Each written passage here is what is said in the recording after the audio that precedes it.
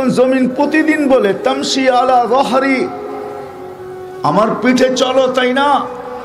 মাসিরুকা ফি বাতনি, অতি সত্বর তুমি আমার পেটে আসবে, অতি সত্বর আসবে। তখন আমি দেখাবো তুমি কে, আমি কে। তুমি কে? আমি হাদিস দিতেছি।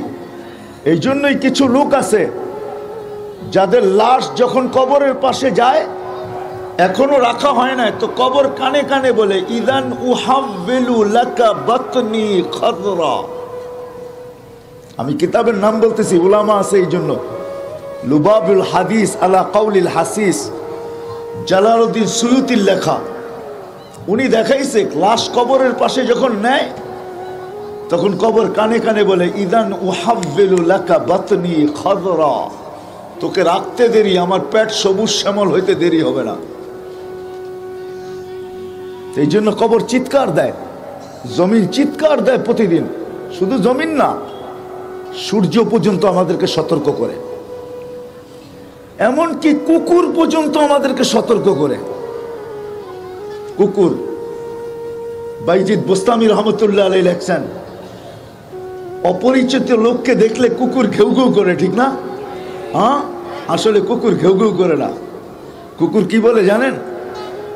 হ্যাঁ, কুকুর বলে ইবনে আদম আনকিজ নাফসাকা মিন গাযাবিল জাব্বার, আনকিজ নাফসাকা মিন গাযাবিল জাব্বার। ও মানুষ, আল্লাহর ভয় থেকে, আল্লাহর গজব থেকে নিজেকে বাঁচা। এই জন্য এক হাদিসে আছে ইদা উসিতু, আল্লাহ বলে যখন আমার নাফরমানি হয়, গাজিবতু, আমি রাগ হয়ে যাই। ওয়াইদা গাজিবতু লাআনতু, যখন আমি রাগ হই তো আমি লানত বর্ষণ করি। ওয়াল্লানাতু তাবলুগু সাবআম মিনাল ওয়ালাদ। রাগ হয় না নারায়ণগঞ্জের মানুষ, বাংলাদেশের যুবকদের, সমস্ত মানুষের, নারী পুরুষ নির্বিশেষে স্মরণ রাখা উচিত ছিল। আল্লাহ জাযায়ে খায়ের দেখ, উত্তম বদলা দেখ প্রশাসনকে আর সরকারকেও। আজকে দিনের বেলা দেখতেছিলাম পুলিশ মাইকিং করতেছিল যে কেউ যেন ফটকা না ফুটায়, কেউ যেন আতশবাজি না জ্বালায়, কেউ যেন 31 নাইটের জন্য একত্রিত না হয়। আল্লাহ এদেরকে জাযায়ে খায়ের দেখ। শুধু এদের বলা দ্বারা হবে না, আমাদেরও সতর্ক হওয়া উচিত ছিল। কেননা ওই দিন কি ভুলে গেলেন যে 31 নাইটের পরের দিনই বাংলাদেশে ভূমিকম্প আসছিল। ঢাকা শহরে 7.58 পর্যন্ত হয়েছিল, যদিও বিপর্যয় ঘটে নাই। রাত্র 5:05 সময়, মনে নাই আপনাদের? ভুলে গেলেন? এটা কিন্তু সিগন্যাল ছিল, সিগন্যাল। আল্লাহকে নারাজ করা উচিত না। আমি তো বলি জাযায়ে খায়ের দেখ, যেটা আজকে যারা এটা অনুষ্ঠান অনুষ্ঠিত করছেন, প্রত্যেক মহল্লায় মহল্লায় এরকম হওয়া উচিত ছিল। প্রত্যেক মসজিদে মসজিদে হওয়া উচিত ছিল। আল্লাহ আমাদেরকে ফল দেখাইছেন। আমি বয়ানে বলি সব সময়, বাংলাদেশ নড়ে চড়ে পড়ে না, নড়ে চড়ে। জন্মলগ্ন থেকে আজ পর্যন্ত শতবার ভূমিকম্প আসছে, কিন্তু কোনো বিপর্যয় ঘটে নাই। আমার বিশ্বাস ঘটবেও না ইনশাআল্লাহ, এটা আমি বিশ্বাস করি। কেন? আমার কাছে একটা ভাবনা আছে, চিন্তা আছে। যতদিন পর্যন্ত এই মাদ্রাসাগুলা খোলা থাকবে, হেফজখানাগুলা চলতে থাকবে, মক্তবগুলা পরিচালিত হবে, মসজিদগুলার ভিতরে জামাত হবে, মার্কাজগুলা খোলা থাকবে, আল্লাহওয়ালাদের খানকা খোলা থাকবে, আলেম ওলামাদের চাল চলন চলতে থাকবে, চলাফেরা চলতে থাকবে, বাংলাদেশ নড়তে পারে কিন্তু পড়তে পারে না। আমার বিশ্বাস। কেন? আমি চোখে দেখে বলতেছি। আমার মতো এতটুকু অনুভূতি, কেউ বলতে পারেন গর্ব করতেছি, গর্ব না, আল্লাহ জানে দিলের হাল। আমি দুনিয়া যতটুকু দেখছি, বিধায় তুলনা করার ক্ষমতা আমার একটু বেশি। আল্লাহ আমাকে বহুত দুনিয়া দেখাইছেন, কম দুনিয়া আমি দেখি নাই। হ্যাঁ, কম দুনিয়া আল্লাহ আমাকে দেখায় নাই। বিধায় আমার কাছে তুলনা করার ক্ষমতা বেশি। আমি বাংলাদেশের মতো জমিন কোথাও পাই নাই। মক্কা মদিনা ভিন্ন কথা, এই জমিনের মতো জমিন নাই, এই দেশের মানুষের মতো মানুষ নাই। হ্যাঁ হ্যাঁ সত্য, এই দেশের মতো দেশ নাই, এই দেশের মানুষের মতো মানুষ নাই। এটা আমি ঘুরা বলতেছি। আপনাদের উন্নত বিশ্ব আমার দেখা শেষ, 7 মহাদেশ দেখা শেষ, আলহামদুলিল্লাহ। একটা দেখলে 100 পুরা হবে, ওটাও পুরা হবে আশা করি। মরার আগেই আল্লাহ পুরা করবে, সেঞ্চুরি পুরা করবো ইনশাআল্লাহ। এই জন্য আমি তুলনা করতেছি, যতদিন এগুলা চলমান থাকবে আলহামদুলিল্লাহ। এশিয়ার ভিতরে বাংলাদেশ করোনার ব্যাপারে 1 নম্বর, করোনাকে নিয়ন্ত্রণ করার ব্যাপারে। ফুলের মালা যার গলায় যাক, এটা নিয়ে আমার কোনো সে নাই। ফুলের মালা যার গলায় যাক, এটা নিয়ে আমার কোনো কি নাই, সে নাই, এটা নিয়ে আমার কোনো আলোচনা নাই।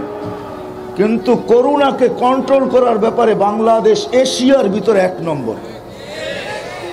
আমি বিশ্বাস করি এটা আমাদের দেশের কিছু মানুষের, আমাদের সরকারের সিদ্ধান্তের প্রশংসা করতে হবে যে সময় মতো মাদ্রাসাগুলা খুলে গেছে, হেফজখানাগুলা খুলে গেছে, মক্তবগুলা খুলে গেছে, মসজিদগুলা খুলে গেছে, মার্কাজগুলা খুলে গেছে, জামাতের চলাফেরা খুলে গেছে।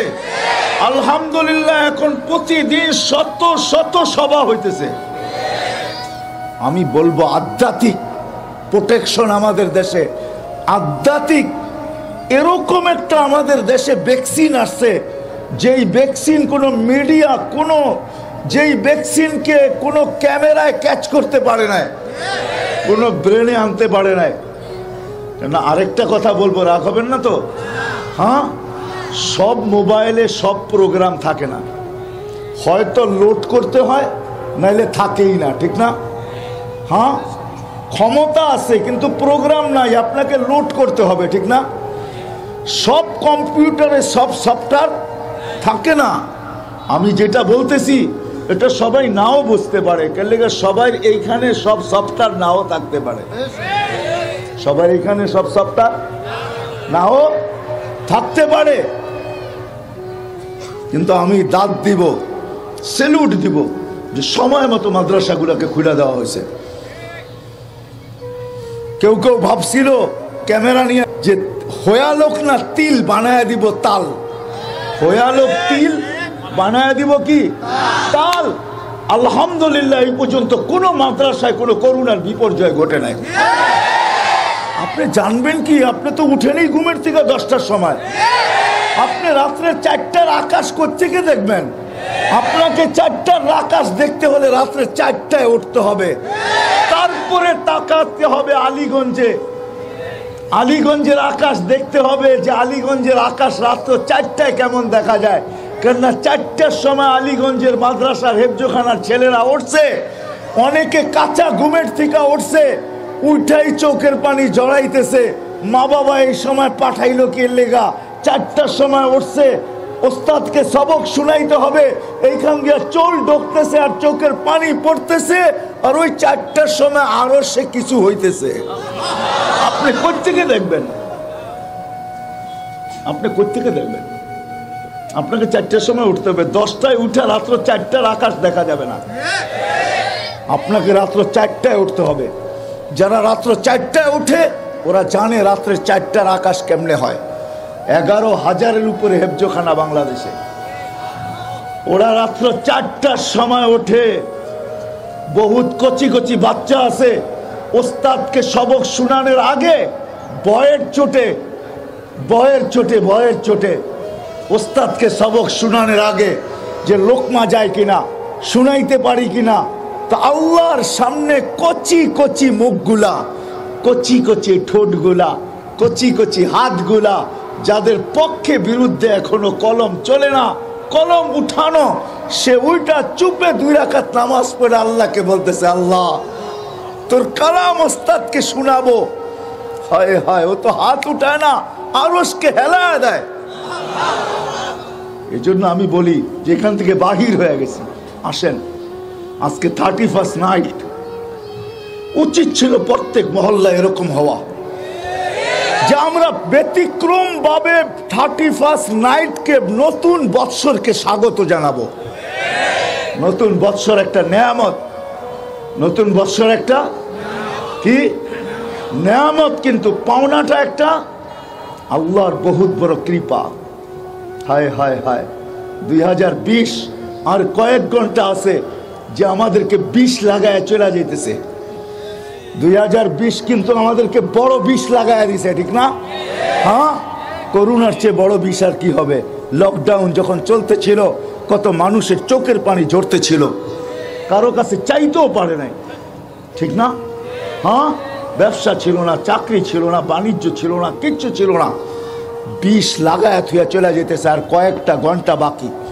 আপনি কি জানেন 2020-এর চেয়ে যদি 2020 আরো বড় বিষ নিয়ে আসে কি করবেন? করোনা তো মনে করছিলাম 19-এ শেষ হয়ে যাবে, ঠিক না? কিন্তু করোনা 20 তো চলে আসছে, এখন তো 20 চলতেছে। করোনা 20 নাম্বার 20 লন্ডনে, ইংল্যান্ডে চলতেছে, ইন্ডিয়ায় ধরা পড়ছে, আমেরিকায়ও চলতেছে। যদি এটাকে আল্লাহ 25 পর্যন্ত নিয়ে যায়, আপনি কি করবেন? করার কিছু আছে? আছে কিছু করার? হ্যাঁ, বলে আপনি বদদুয়া করতেছেন না? বদদুয়া করতেছি না, যদি আল্লাহ নিয়ে যায় তো কি করবেন? ভ্যাকসিন বানাবেন। যদি ভ্যাকসিনকেই করোনা খায়া ফেলে তো কি করবেন? আপনি বানাইলেন ভ্যাকসিন, ভিতরে দিলেন ভ্যাকসিন, কিন্তু করোনাই ভ্যাকসিনকে খায়া ফেললো, কি করবেন? ক্ষেত তো, সরিষাও তো কি, বেড়াও তো ক্ষেত খায়, ঠিক না? প্রবাদ বাক্য যদি থাকে যে বেড়ায় কি খাইছে? ক্ষেত খাইছে, তাইলে করোনায় তো ভ্যাকসিন খাইতে পারে, ঠিক না? কি করবেন? আল্লাহর বিরুদ্ধে কেস করবেন? সম্ভব? আমার এটা বুঝানোর উদ্দেশ্য না, আমার বুঝানোর উদ্দেশ্য ছিল, আমার বুঝানোর উদ্দেশ্য 31st নাইট এটা আল্লাহর নিয়ামত। এই জন্য আল্লাহ কোরআনে বলছে লাইন শাকারতুম লাযিদান্নাকুম, যদি শুকরিয়া আদায় করো তো বাড়ায় দিব। আরেক হাদিসে কুদসি আছে আহলু শুকরি আহলু জিয়াদাতি, শুকরিয়া আদায় যদি করি, আমি যুবকদের পায়ে হাত দিয়া বলবো ফিরে আসো, ফিরে আসো ওই কালচারে। 31st নাইট আল্লাহর গজবকে দাওয়াত দিও না। আল্লাহ এই দেশকে 2বার সতর্ক করছেন, পহেলা বৈশাখের আগেও সতর্ক করছেন। কাল সকালে পহেলা বৈশাখ মাগরিব টু এশারের মধ্যে ভূমিকম্প আসছে। আমি ওই দিন বিক্রমপুরে ছিলাম, লৌহজঙ্গে, হয় নাই? 31st নাইটের পরও ভূমিকম্প আসছে, 31st নাইটের আগেও ভূমিকম্প আসছে, তিনবার সতর্ক করছে। আমি চাই না আমাদের বিজ্ঞান বলে, বাংলা বিজ্ঞান বলে, বাংলাদেশের বিজ্ঞানীরা বলে বাংলাদেশে একটা ভূমিকম্প হানা দিতে পারে যেটা 7.8-এর উপরে হবে। 70,000 বাড়িঘর শুধু ঢাকা শহরের অংশ হবে। 3-4 সপ্তাহ আগে আসছে, মিডিয়া আছে, জিজ্ঞাসা করেন। আল্লাহর আযাবকে দাওয়াত দিও না, তোমাদের পায়ে পড়া বলি। হ্যাঁ, যদি দাওয়াত দাও আমরা সতর্ক করতে পারি, বাধ্য করতে পারি না, কেন আল্লাহ কাউকে বাধ্য করে নাই। আল্লাহ ইচ্ছা করলে বাধ্য করতে পারতেন। এই জন্য আমি একটাই হাদিস দিব, আল্লাহ মানুষকে বলছে আমি তোকে বাধ্য করতে পারি, তুই বা কি কি চড়াই পাখি, আর এটা রানলে চলেই হইব কি, ঠিক না? তা আল্লাহ বলে তোকে বাধ্য করতে পারি। উনজুর ইলা শামসি ওয়া শুআইহা, উনজুর ইলা সামাই ওয়া ইরতিফাইহা, মানুষ আকাশ দেখ, উচ্চতা দেখ, যদি এটাকে বাধ্য করতে পারি তোরে বাধ্য করা কোনো ব্যাপার না। উনজুর ইলা শামসি ওয়া শুআইহা, সূর্য দেখ, কিরণ দেখ, একে বাধ্য করতে পারলে তোকে বাধ্য করা কোনো ব্যাপার না। উনজুর ইলাল বিহারি ওয়া আমওয়াজিহা, সমুদ্র দেখ, তরঙ্গমালা দেখ, ওটাকে বাধ্য করতে পারলে তোকে বাধ্য করা কোনো ব্যাপার না। এটাও যদি বুঝে না আসে, উনজুর ইলাল জিবালি ওয়া ইস্তিকরারিহা, পাহাড় দেখ, দৃঢ়তা দেখ, এটাকে যদি বাধ্য করতে পারি তোকে বাধ্য করা কোনো ব্যাপার না। এটাও যদি বুঝে না আসে তো উনজুর ইলাল আরদি ওয়া ইত্তিসাইহা, জমিন দেখ, প্রশস্ততা দেখ, এটাকেও আমি বাধ্য করছি, পানির উপরে বিছায়া বাধ্য করছি। জমিন পানির উপরে বিছানো। তোকে বাধ্য করা কোনো ব্যাপার না, তোকে বাধ্য করা বিধায় আল্লাহ স্বাধীনতা কিন্তু বেশি দেন নাই আমাদেরকে। 5টা দিছেন, কয়টা? কয়টা? স্বাধীনতা বেশি দেন নাই আল্লাহ, স্বাধীনতা আমরা বেশি দেন নাই। বেশি বেশি ভাইবেন না। স্বাধীনতা যদি দিত আমাদেরকে যে কোন দেশে আসবা কোন দেশে যাবা, তো আমরা এখানের একজনও বাংলাদেশে জন্ম নিতাম না। কি নিতেন বাংলাদেশে জন্ম? ইম্পসিবল। রাগ হয় না, আমাদের প্রধানমন্ত্রীও বলতো এই দেশে যাবো না, উন্নত দেশে আসতেন। না না না, এটাও কইতেন না আমি যাইতেছি ওইদিকে, মক্কা মদিনাও যাইতেন না। উন্নত দেশে যাব, আমেরিকা, কানাডা, অস্ট্রেলিয়া, ইউরোপ, ঠিক না? আল্লাহ স্বাধীনতা দেশগত দেন নাই, ভাষাগত দিলে কোন ভাষা নির্বাচন করতেন? আরবি? বলতেন ইংরাজি বইলা ফাটায় ফেলবো, ইংরাজি ভাষা, বাংলা ভাষা নিতেন না।